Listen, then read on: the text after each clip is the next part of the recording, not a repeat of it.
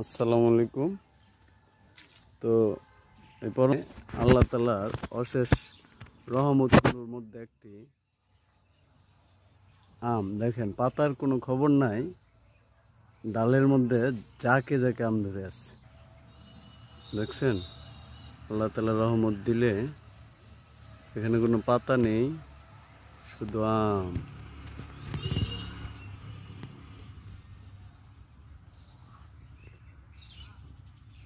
প্রচণ্ড রোদ আজকে, তা আল্লাহ হেফাজত করুক সকলকে।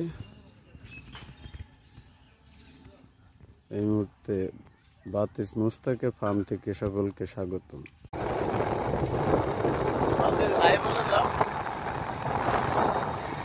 বাতিদের পক্ষ থেকে সকলকে স্বাগত। বাতিদের পাকিস্তানি ভাই।